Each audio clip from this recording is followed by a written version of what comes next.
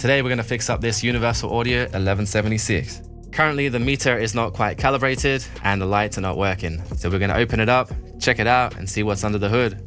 Over the years I've unboxed many of these 1176 style compressors. So today I'm excited to do a deep dive inside and check out the components.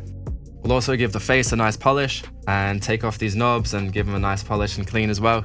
So two things, when we switch it on, the VU meter doesn't reset to 0 and it also doesn't light up. So we need to go inside, replace the light bulbs inside. These are the replacement bulbs. And the second thing we need to do, we need to get in here with a screwdriver and adjust the meter so it resets to 0.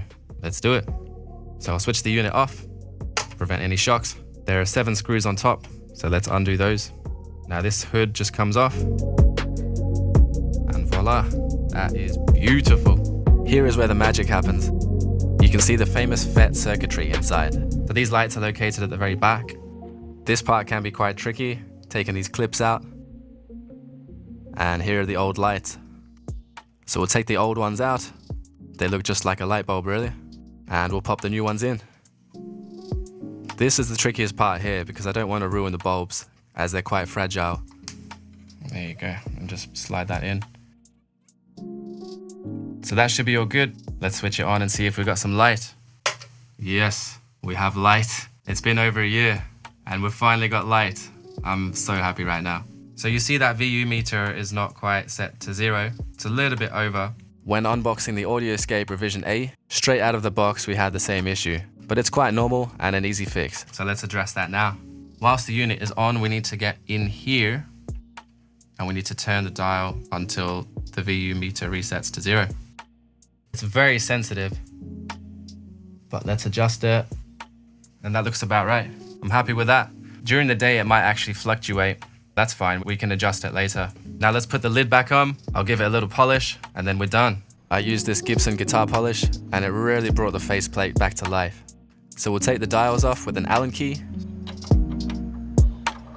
There was quite a lot of dust and grime underneath that dial and on the dial itself. So the other week I polished the rest of this and beforehand it looked like this. It was very faded. You can see it there. There's quite a bit of dirt and dust on it, a bit of grime.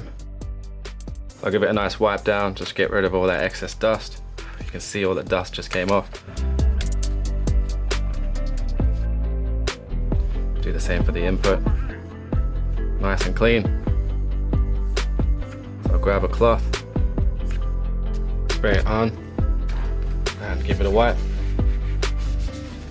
That is looking great. If the polish works on a Gibson Les Paul, it's going to work on an 1176.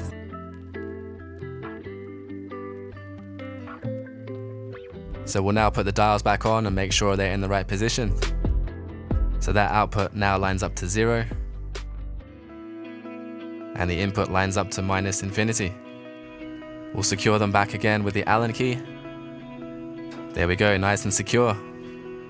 I always keep the output between 12 and 18. The previous owner actually marked that spot on the face. And there we have it, so the meter's reset back to 0. It's looking really nice and polished, along with the BAE 1073 preamp above it, and beside the Audioscape decomp compressor and the Lynx Aurora AD converter. If you'd like to learn how to use one of these 1176 style compressors, check out my YouTube link. I did a review on the Audioscape 76F. Audioscape absolutely loved the video. I ran it through vocals, kick drum, guitar, bass, snare drum, and it really gives you a feel for what the attack and the release do, and also the ratios.